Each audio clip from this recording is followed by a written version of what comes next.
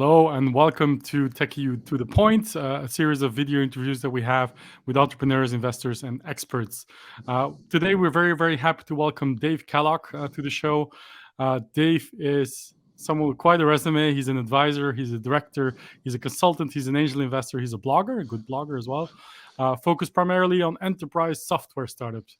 He's the first executive in residence at Balderton Capital, venture firm we all know, of course, here in Europe, while running his own consulting business.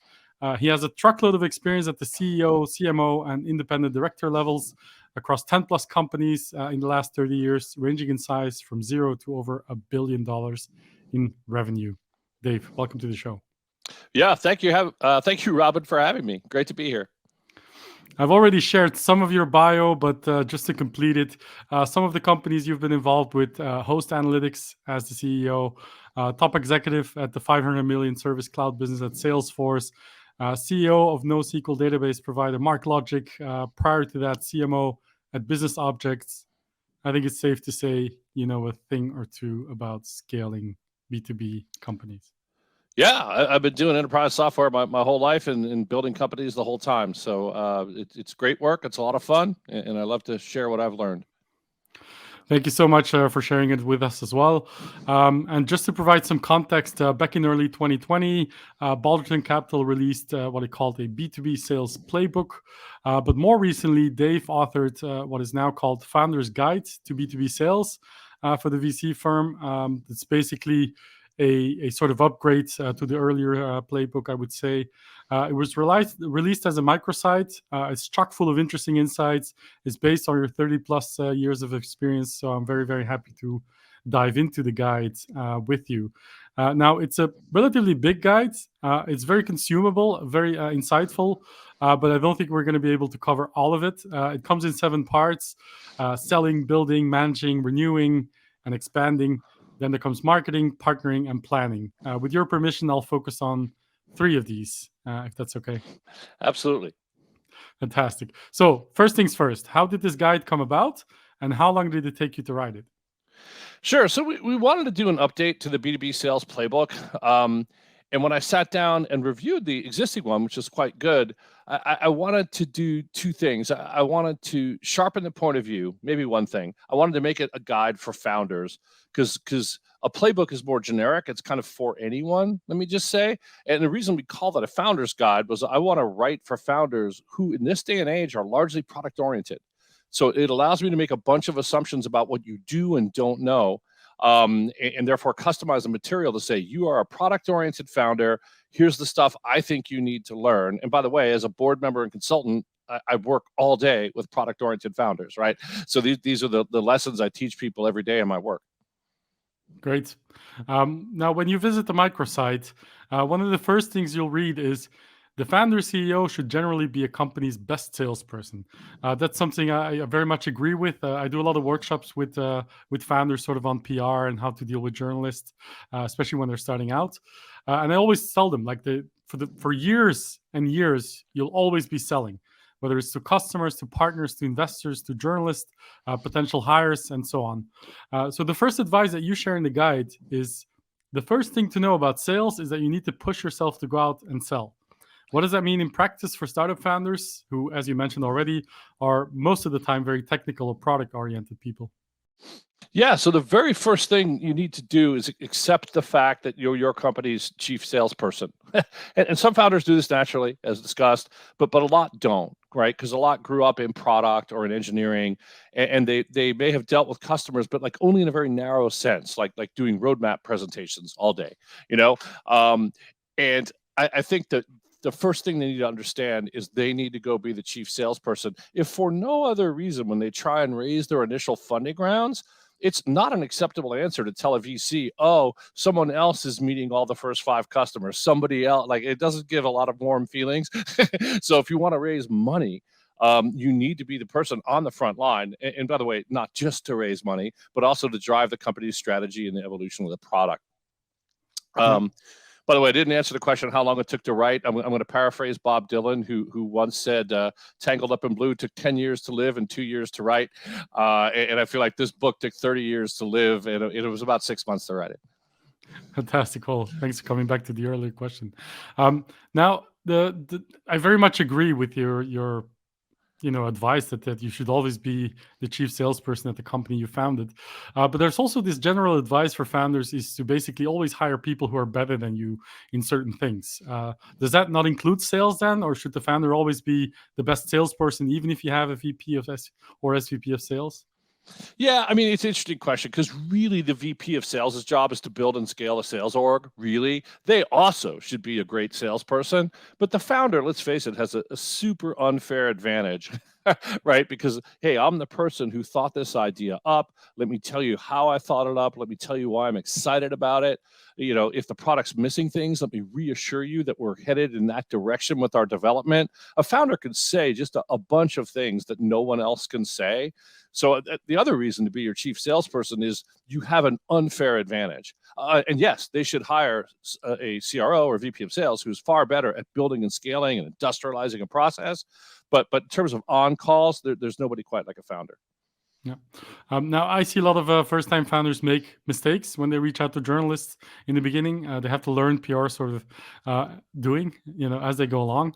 I guess the same goes for sales. But what are some of the most common mistakes that you see founders make when they go on the road for the first time? So I think it's that they want to talk instead of listen. That if you're not familiar with selling, like real selling, you think selling is kind of pitching or being slick or talking about how great the product is. And if you could just suspend any belief you have in that direction and just say selling is listening, I think it's in the book, it's 57% listening, right? Selling is 2/3 listening, 1/3 talking. And all of that listening can just be about being curious. So the mistake is failing to be curious. If you just show up and say, I want to listen and I'm curious, why are you looking at us? Why did you talk to us? How did you find out about us? How are you solving this problem today? Why do you want to solve this problem? Where's this problem on your list of priorities? What are the impact of other people in the organization on solving this problem? How many times have you tried to solve it before? Have you ever spent $100,000 before in a software procurement? What kind of approvals do you need? What does your boss think about all this, right? I mean, if you're just curious, that will compensate for an enormous amount of lack of selling experience. Just show up, listen, be curious. Yeah. But you seem to suggest that a lot of sales is about learning, being curious. Does that mean that founders should start with selling to what we call cold leads to educate themselves before moving on to the hot leads? So I think this is a really interesting question because there's two fundamental business models out there. One is a very broad horizontal model where you literally want to sell one to everybody. And in that model, maybe. I think it's, remember I said founders sometimes get a narrow slice of customers? Like they only see them after they've already been filtered and they're the final questions, right? They only see them when they want a roadmap presentation. And that single filter is dangerous. So it is nice to look through lots of filters, like not the person who just needs to be reassured before they buy, but the person who's never heard of you is like, what is this stuff again? And why would I ever buy one? Right? That's a good conversation for a founder to have. So now, offsetting that, not entirely, is this notion of should you pick your customers or should they pick you, right? And I think the more you're an enterprise software company and the more you're focused on large organizations, hard problems, big checks, the less you should talk to kind of randos who walk by the booth, and the more you should focus all your energy on those big customers. Now, you may find ice cold leads inside those customers, right? But at least I'm fishing in the right pond. And I think that's super important. It's one of the biggest, earliest decisions a startup needs to make. And do you think it's wise for founders when they go sort of to the scale up phase and they no longer get to talk to all of the customers unless they're already on board, unless they're big enough? Does it make sense for founders to still be sort of in the field out there with salespeople from time to time, just to see sort of what the market's like, what customers are saying, or potential customers?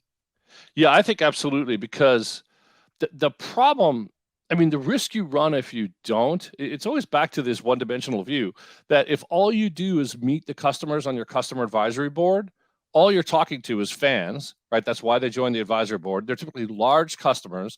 They're typically happy customers, and they all want incremental additions to the product, right?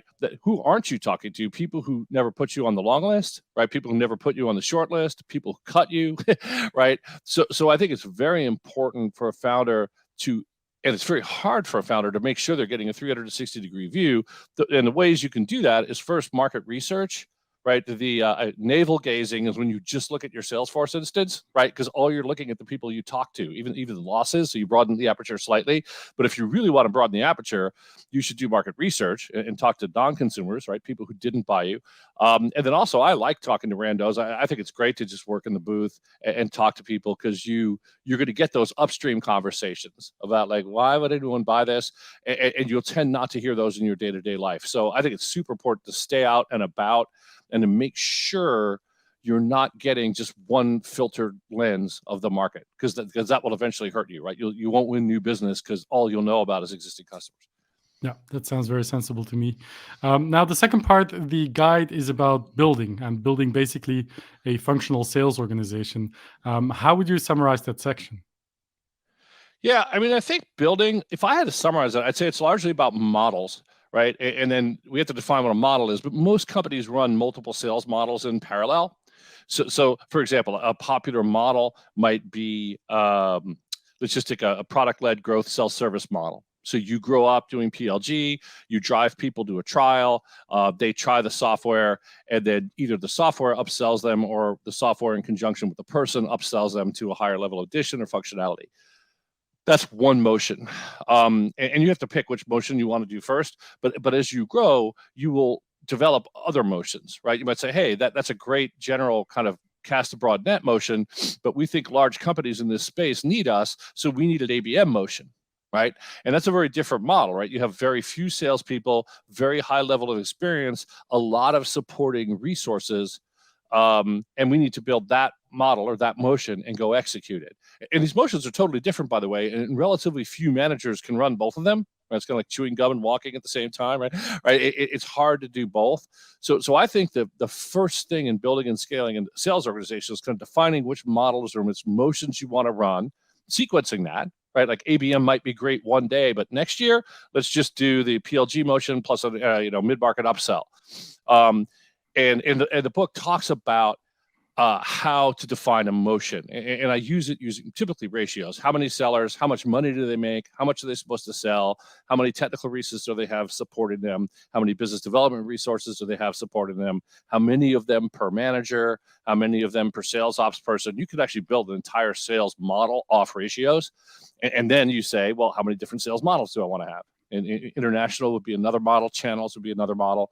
So that's the art of building, is kind of stepping back and looking at the kind of atoms, which are the motions or models, and then figuring out how to mix and then how to scale each one. Yep, that went way over my head, but I'm sure it's useful for founders. Hopefully. What I like about the guide is also that you don't necessarily talk only about sort of how to hire a VP of sales or how to hire like a head of business development, but also about the 3 core roles that you've identified sort of in the sales organization.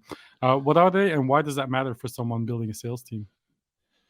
Yeah, so I think that the 3 atomic level roles, we'll see how well I get it, are first seller or account executive, right? This is a person who sells software. They're measured by a new bookings quota typically, and they work for sales manager. They typically have surrounding resources around them. SC is the next role, which is sales consultant or solutions consultant or pre-sales in Europe, all the same thing.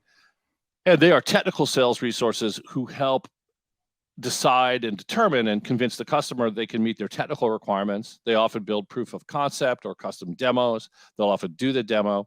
And then the other typical resources is a SDR or BDR or EBR, all the same thing, which is a more junior, lower paid resource who basically works to support the salesperson by either qualifying leads or taking care of like some of the easier deals in the account. Like if we're working together, and I call this a fries with your burger upsell, hey, I sold you the burger, but you want some fries. Hey, we'll have the BDR help you out with that. Or the other role we could talk about would be CSM. Technically, it's not a core sales role in most organizations, but you may come to that later, customer success manager. But the 3 cores are really, and this is kind of I call it an atom sometimes, which is, a seller, a sales consultant, and an SDR, and kind of at what level, with what quota, and in what ratio. No, that's super helpful. Do you find that in your experience, there's a lot of difference in the way that sales organizations are built in Europe versus the US, or is it largely the same? I do find there's a lot of differences. there are philosophical questions like, should we have a small number of sellers with really high quotas and a lot of help? Right, so we'll give them lots of SEs and lots of BDRs, and this might be more of an ABM model, right? Where we're going to give you, and by the way, the reductio ad absurdum is you have one account, right? Because in like my first sales call when I was at Salesforce, I went to Qualcomm, and that salesperson had one account, Qualcomm. so you could push this all the way to the very edge where your territory is one customer. And anything in between, right? Your territory might be California in an early stage startup, right? So there's a really, really broad spectrum. And the question ultimately to me, and it's what drives those ratios, and that's why I look at OTE, right? How much on target earnings, how much are they going to get paid, how much are they supposed to sell, and then how much help do they get, right? How much SC resource, how much SDR resource. And because, a contrary model might be somebody pretty junior who makes a relatively low amount of money, who doesn't get much help. They do their own demos, they do their own prospecting, right? And you can afford to have them not sell that much because you're not spending that much to support them. And by the way, one of the more interesting things that kind of pops out of all that, even though across that broad continuum, a 4-to-1 ratio between how much they're supposed to sell and how much they cost. Right, because sometimes you get in all the math and everything gets really hard, and like once in a while simplicity pops out, and that seems to be the simple rule, which is typically almost regardless of where you decide to land on that continuum, a seller should be expected to sell between 4 and 5 times what they're paid. Right. That's an interesting ratio, actually. Yeah. Again, this is sort of similar to a question I asked earlier, but what are some of the common mistakes that you see founders make when they build, their first sales organization ever? Yeah, so I think the most common mistake, I want to give you 2 of them because they're very common and they're very lethal. One is premature scaling. So they hire a few salespeople. It seems to be working. They go raise money with a really aggressive plan. That aggressive plan says I need to hire 15 sellers in the next year. And there's really no data. If you took them quietly and said, is there any data to support scaling this from 3 people to 15 people? Like, how sure are we that this is going to work? The answer is, I don't know. There isn't much data, but if we want any chance of making next year's plan, we need to hire 15 people. So that is effectively the logic on which they do this premature heavy scaling. And I don't know, 8 times out of 10, 7 times out of 10, it doesn't work. You weren't ready. You don't have the tooling. You haven't debugged the model. Only one of the existing 3 people is actually doing well. The other 2 are struggling, right? And now you're dropping 15 more on top. You don't have the management, you don't have the marketing, messaging, tooling, onboarding program, and you end up with a mess. And that costs you millions of dollars. That's the most common mistake, which is this kind of hockey stick scaling of a sales organization. And the way to avoid it is to just do it in a more measured fashion and to do it based on data. Do you honestly believe that you can make these people productive? And don't do it based on the operating plan that you pitched venture capitalists on. And by the way, ironically, the venture capitalists will be happier too. Nobody wants you to go waste money. So it's all, that one's very perverse. The other common mistake is to overhire a VP of sales, where you get somebody out of a big company who's been basically, the good news is they've had a big number, right? Like, wow, this person manages a $100 million number at Big Co. And that's great because we're only 10 million. So this person has years of runway to, they know how to build a $100 million team. And the answer is no, they know how to manage a $100 million team. Maybe somebody else built it. So you have to be very careful. I've seen that failure pattern a lot. It's often encouraged by VCs and boards because VCs and boards are always, hire the CFO you need 3 years from now. And I did that once, and I had to fire them 6 months later because it turns out I needed a different CFO now, and so it's great to hire the one who can still do the job 3 years from now, but you need to hire the one who can also do the job today. And that's very important on the sales hire because I've seen lots of companies hire the CRO they need 3 years from now, and the good ones will actually call you after 6 months and say, I'm resigning. I was a mistake. I'm not going to let you fire me. I was a mistake. I shouldn't have taken the job. You shouldn't have hired me. Right. Yeah, that's 2 pieces of good advice. Maybe just related to the last point you make, would you then advise companies to sort of hire from competitors, or would you steer clear of that? That's such a tricky issue. I've never liked it personally. I've never personally done in my career a direct competitive jump. But I know people do, and I've worked with lots of people who do. So I'm always a little wary of somebody willing to jump forces. Because why won't they jump on me, right? I mean, if you're going to jump to me, why would you jump to my competitor? So that makes me a little nervous. But look, the advantages of hiring for competitors, they know the space and they know how the competitor rolls. The disadvantage is, you need to hire a pretty high integrity person to make sure they don't bring stuff with them, right? I've seen lawsuits where they bring the sales playbook, they bring a customer list, and they're like, no, that's very, very bad, and you can get in a lot of trouble doing that. So I think it's a little risky to hire for the competitor. I generally frown against it or frown upon it. I just say, I won't disqualify him, but I don't view it as a big advantage.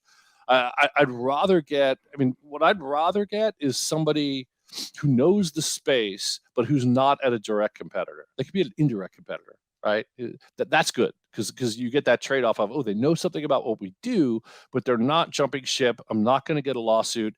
By the way, the other lawsuit you get is when they hire all their buddies from the old company, then you get sued again, right? Once for potentially proprietary information and once for breaking non-solicitation agreements and yada yada. So it's risky. Yeah, it can get messy. Great. Well, let's jump to an entirely other chapter in the guide, which is marketing. Sort of strange to see marketing as a separate chapter in the sales guide. Why is that? I think most sellers don't know how to work with marketing, and most founders certainly don't know how to work with marketing, right? And it is a founder's guide. So I think if you're going to be a founder and you want to understand sales, you need to understand the supporting roles. Like, how is marketing supposed to work with sales, which the salespeople sometimes don't even know, and like how are alliances and partners, right? That's the other chapter that's in there. And by the way, customer success. How are all these kind of supporting and ancillary functions supposed to work with sales? So that's one reason the chapter ended up in there. The other reason is I've been a CMO for 3 companies for over 12 years, and I love marketing. So there was no way I wasn't going to talk about marketing. Well, you do it in a very concise and good way. You added something that you referred to as the world's shortest marketing primer. Considering it's short already, can you summarize it here for us? Sure. So I wrote this thing months and months ago. Let me see what I said. Give me a hint. Give me a hint to warm me up. I'll get it once you give me the first line. Oh, then actually I have to look it up myself. Yeah, I have to look it up. I'm very good at reducing stuff. Oh, there you go. Where I can't. So it says marketing lives at the intersection of 3 things: business benefits, product differentiation, and buyer priorities. Oh, yeah. Okay. So basically, business benefits, differentiation, and priorities. Yeah, perfect. That's an excellent framework. I did well. Business. Let's just do differentiation. There's 2 archetypal marketing messages, which I call soup is good food, which is a Campbell's soup advertising campaign, and bags fly free, which is a Southwest advertising campaign. And those 2 messages actually demonstrate the 2 types of marketing messages. Because soup is good food just says buy soup. Soup's healthy. It's warm. It makes you feel good, right? It doesn't say anything about why Campbell's soup is better than anyone else's soup.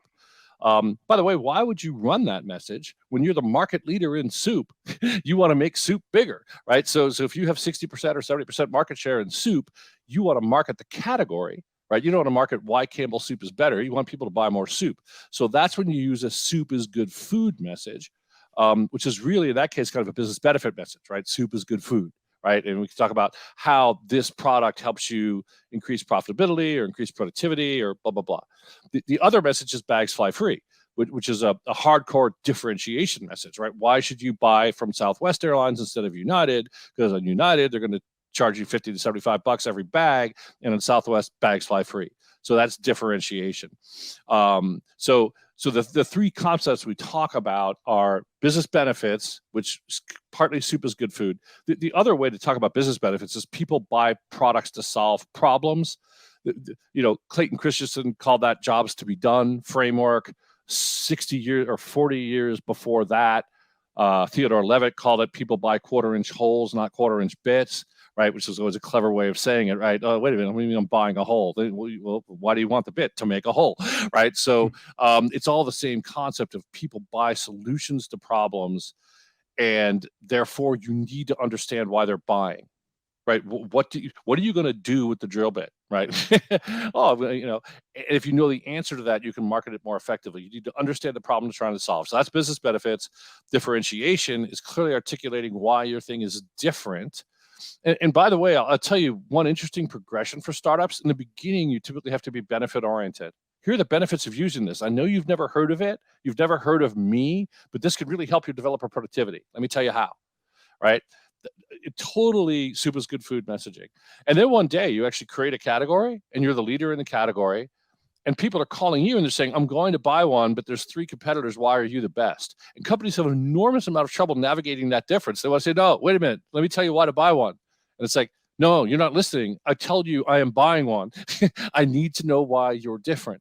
So I've worked with a couple of companies that have that high-class problem.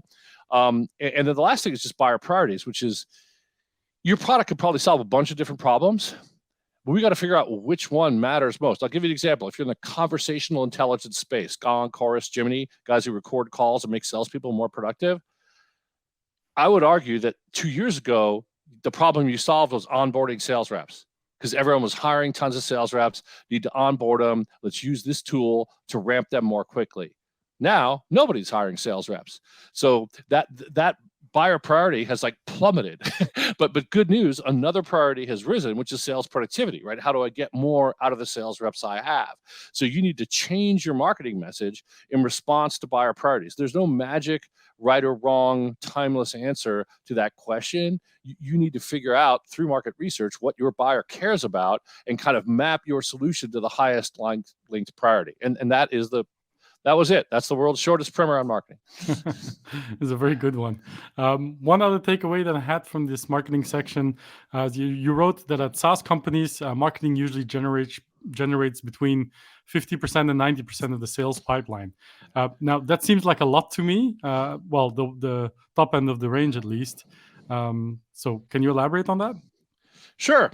So really, traditionally, there have been 4 sources of pipeline, right? Marketing, also known as inbound, partners/alliances, so working with other people who can bring you opportunities. The next one is outbound, typically SDRs, sales development reps, pounding the phones, outbound or email. And the last is sellers themselves, where you say, hey, every seller needs to generate a certain percent of their pipeline, right? But by working their territory, going to events, meeting with prospects, working existing leads in the database.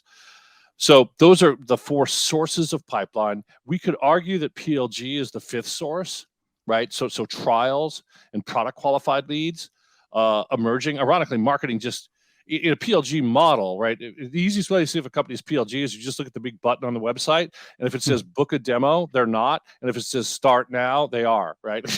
That's it. That's the one-step PLG test. But in a PLG company, what it means is all your marketing is driving people to the trial. Right. So in some ways, the trial isn't the source.